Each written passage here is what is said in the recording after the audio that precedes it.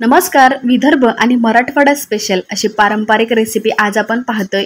तर खूप छान सोपी घरगुती साहित्यामध्ये बनवली जाणारी आणि पौष्टिक अशी ही रेसिपी आहे.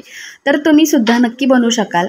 चला तर मग आपल्या या छान अशा रेसिपीला सुरुवात करूया. तर इथे तव्यावरती मी 10-12 अशा हिरव्या मिरच्या घेतलेल्या आहेत. तर इथे कमी तिखटाच्या मिरच्या घेतल्यात मी आणि त्याच्यावरती थोडंसं तेल टाकायचे आणि छान असं भाजून घ्यायचे.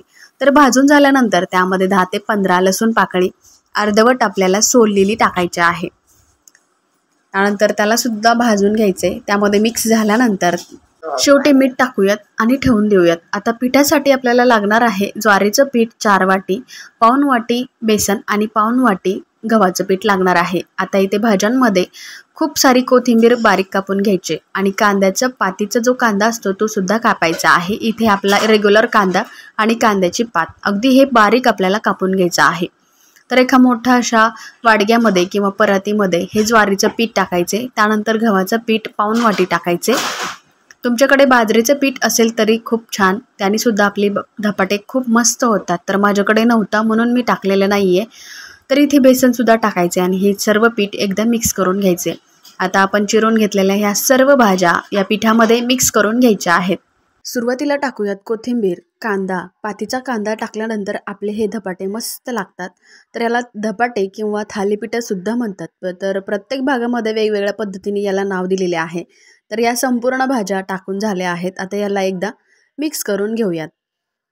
मिश्र पिठामध्ये भाज्या मिक्स झाल्यानंतर त्यामध्ये तिखटासाठी आपल्याला हिरवी मिरची टाकायची आहे. तर हिरवी मिरची मी ते 1 ते 1.5 चमचे टाकलेली आहे. त्यानंतर याला अजून थोडा छान असा स्वाद येण्यासाठी 1 चमचाभर आपल्याला पांढरे तीळ टाकायचे, अर्धा चमचा ओवा टाकायचे. तर हे बघा, आता परत एकदा मिक्स करायचे आणि त्यानंतर 1 चमचा हळद टाकायचे आहे. तर आपलं जवळजवळ सर्व थालीपीठाचं पीठ तयार झाले. आता याला आपण मळून घेऊयात. तर याला जास्त पाणी न टाकता लागेल तेवढं पाणी टाकत आपल्याला रोजचे जशी कणिक मळतो त्याचप्रमाणे कणिक मळल्यासारखे आपल्याला धपाट्याचं पीठ मळून घ्यायचं आहे. जर चुकून तुमच्याकडून पाणी जास्त झालं किंवा हे मिश्रण पातळ झालं असेल तर काही हरकत नाही आहे. त्यामध्ये मिश्र पिठांमधलं थोडंसं पीठ टाकायचे आणि परत एकदा मळून घ्यायचं आहे. तर हे बघा, आपलं पीठ छान असं मळून झालेलं आहे. आता याला फक्त 15 मिनिटासाठी आपल्याला झाकून ठेवायचं आहे. जवळजवळ आपली 15 मिनिटं सुद्धा झालेली आहेत. आता याला काढून घेऊयात आणि आपली थालीपीठं किंवा धपाटे करण्यासाठी घेऊयात. धपाटे करण्यासाठी प्रथम आपण एक पोलपाट घेऊया आणि त्याच्यावरती एक सुती कॉटनचं कापड घ्यायचे आणि हे कापड ओलं करून आपल्याला छोटासा गोळा घ्यायचे आणि हा गोळा छान असा गोल आकारात थापून घ्यायचा आहे. तर तुम्ही बघू शकता इथे मी गोळा कशा प्रकारे थापत आहे. जोपर्यंत धपाटे थापताना धपाट्यावरती बोटाचे ठसे किंवा बोट आपले उठत नाही तोपर्यंत आपल्याला धपाटे असेच करायचे आहेत आणि गोल असा आकार द्यायचा आहे. तर मस्त आपले धपाटे सुद्धा तयार झालेत. आता लगेच आपण धपाटे करत असतो त्याच वेळेला बाजूचा तवा सुद्धा ठेवायचा गॅसवरती आणि हा तवा गरम करून द्यायचे आणि त्यानंतर अलगद असे आपल्याला हे धपाटे सोडायचे आहेत. तर कापड अलगद असं उचलायचे आणि मस्त असे भाजून घ्यायचे आहेत. अशाच रीतीने आपण सर्व धपाटे करून घेऊयात. अगदी सोपी प्रोसेस आहे, काहीही लागत नाहीये. मस्त असे नाश्त्याला सुद्धा तुम्ही करू शकता. अगदी पोटभरीचा हा नाश्ता होतो, पोटभरीचं जेवण सुद्धा होतं.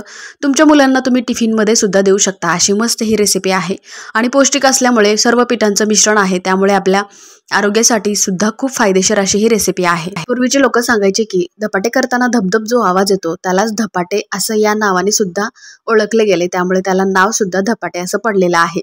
आता हाच धपाट्याचा प्रकार विदर्भ किंवा मराठवाडा सोडून प्रत्येक भागामध्ये केला जातो. अगदी आवडीने खातात. पण अशा पद्धतीचे तुम्ही धपाटे केले नसतील तर नक्की करून बघा आणि छान सुद्धा लागतात. आता हे धपाटे तुम्ही दही बरोबर खाऊ शकता, मस्तपैकी चटणी बरोबर सुद्धा खाऊ शकता किंवा असंच खाल्लं तरी सुद्धा मस्त लागतात. पण गरम असले तर त्याची चव अगदीच छान. मैत्रिणींनो, बरेच धपाटे तुम्ही पाहिले असतील आणि केले असतील सुद्धा. तर हा सुद्धा धपाटे तुम्ही एकदा करून बघा आणि कशी चव लागते हे सुद्धा मला कमेंट बॉक्समध्ये सांगायला विसरू नका. तुम्ही आपल्या चॅनलवरती अजूनपर्यंत सबस्क्राईब केलं नसेल तर प्लीज सबस्क्राईब करा. सोबतच घंटीचं बटन सुद्धा दाबायला विसरू नका. अशाच नवनवीन रेसिपी सोबत आपण परत भेटूयात. धन्यवाद.